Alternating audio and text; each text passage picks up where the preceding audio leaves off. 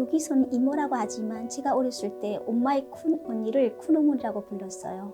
큰어머니가 큰 부자였어요. 큰어머니 집은 아들만 3명이다 보니 제가 거기서 자랐어요. 설거지도 하고 집안의 작은 일부터 큰 일까지 집안일을 많이 했어요. 그때 겪었던 일입니다.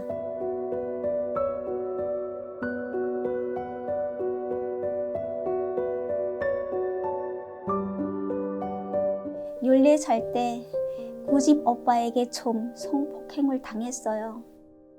그걸 제가 엄마에게 말했거든요. 그랬는데 무시해버리더라고요. 맏오빠가 군대 갔다가 결혼 상대인 새언니를 데리고 왔어요. 오빠가 결혼식을 해야 되니까 새언니하고 인사 한번 왔댔어요. 저하고 오빠 나이 차이 20년 차이가 되거든요. 오빠는 34살 정도 되었어요. 저는 그때 14살이었고 성관계에 대해서 잘 모를 때였어요. 근데 그걸 당하다 보니까 너무 겁이 나고 아파서 어머니께 말했죠. 너무 아파서 말했어요. 그런데 엄마가 오빠들이니까 그럴 수 있고 오빠들이 너를 귀하다고 생각해서 그럴 수 있는 건데 라며 무시하라는 말을 했어요.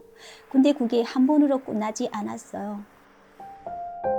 저는 큰어머니네가 우리 집에 해주는 역할들이 너무 많다 보니 이걸 어디에다가 말할 형편도 아니었어요. 제가 우리 엄마에게 말했을 때도 엄마는 오빠가 귀여워서 이쁘다고 한 행동인데 내가 너무 과하게 받아들인 것 같다라고 하는데 어린 나이에 그게 며칠은 피가 흐르잖아요. 너무 아프고 참을 수 없는 고통이 있었는데 우리 엄마가 저를 무시해 버리더라고요. 아버지 귀까지 들어가면 안 되니까 그때 엄마가 한마디 해주셨어요. 여자들한테는 죽을 때까지 관통에 쥐고 가야 될 그런 비밀이 있단다. 지금 이런 게 그 비밀이란다. 그러더라고요. 말하면 안 된다는 거예요. 그때는 내가 당했구나. 이건 잘못되었어. 라는 생각을 못하고 여자면 누구나 당연히 짊어지고 가야 하는 비밀이구나 라고 생각을 하게 된 거죠. 저도 엄마처럼 어리석게 생각을 하게 되었죠. 맏오빠는 결혼식 때문에 왔다가 새언니하고 결혼식을 하고 갔어요. 그런데 막내 오빠가 더 체육단에서 자술고등학교 가는데 식모가 필요하다고 같이 가자는 거예요. 같이 가면 저에게도 그 몫이 나와요. 그래서 안 간다고 할 수도 없고 경제적 부분에서 봤을 때는 가는 게 맞는 거예요.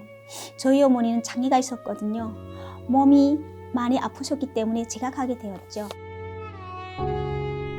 남자들 무리에 간다는 게 좀 그랬지만 오빠가 있으니까 오빠를 믿고 간 거죠.